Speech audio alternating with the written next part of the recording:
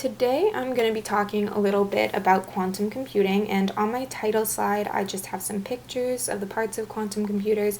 This up in the left hand corner is a picture of the actual inside of a quantum computer, and one of its functions that is kind of interesting is to keep the system near a temperature of absolute zero, which is necessary to kind of control certain things going on at a quantum level. And then these are pictures of the actual quantum computing chip, which contain all the qubits, which I will be talking about on the next slide. So the first thing that I'm going to go into is, to understand quantum computing, you have to kind of understand sort of some basic parts of it and some basic physics concepts that go into it.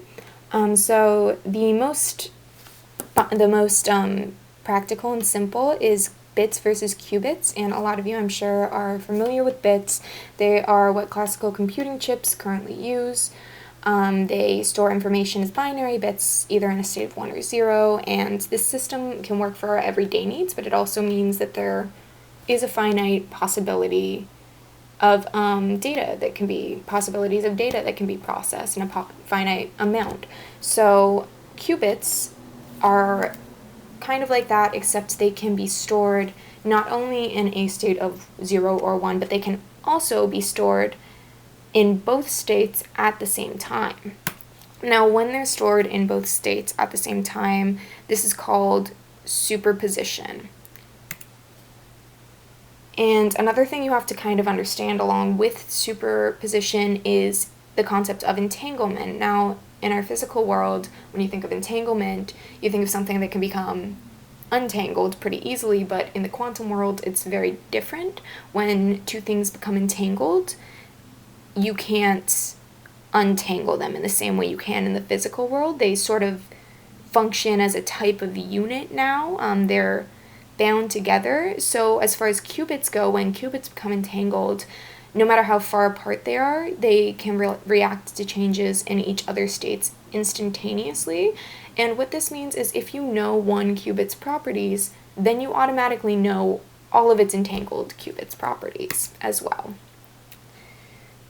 And the last little concept I'm going to be talking about is something called interference. And if you want to understand interference pretty easily, you can just think about noise-canceling headphones.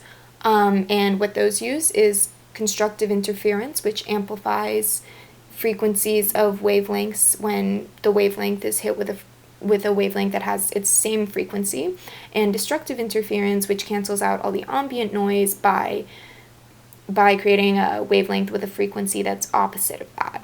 So how this all goes together to create a quantum computer is basically, when the qubits are put in that state of superposition, it increases the amount of their possible computing possibilities exponentially. And these superimposed qubits become entangled when they're run through something called quantum gates, which use interference to manipulate probabilities. So this means that when the final measured outcome is finally collapsed into a determined set of zeros and ones, not only has one bit in the state of either 0 or 1 been measured, but one qubit with all of its possible states and all of its possible entanglements has been measured, which really just allows the amount of possibilities to be measured all at once, like so many more than could be measured in a classical computing scenario. And how can this be used? So right now there's a lot of questions about the possible uses of quantum computing, and this is because it just hasn't been perfected yet. No one can figure out how to keep those qubits in a state of superimposition once they're observed. And so it's going to need to be tested to see how we can practically put this to use.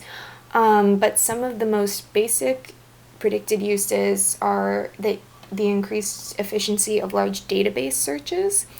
And also, because of all these infinite possibilities working at once, you can mimic very complex natural systems and create sort of simulations of possible outcomes that are much more accurate than anything we have seen before.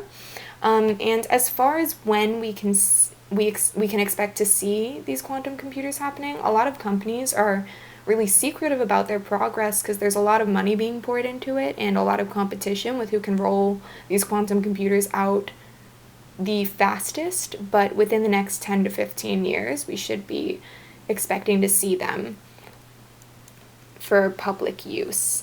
And here's my works cited. So I hope that enlightened you a little bit on kind of the basic concepts of quantum computing, and it's a cool thing to look forward to in the next few years. Thank you.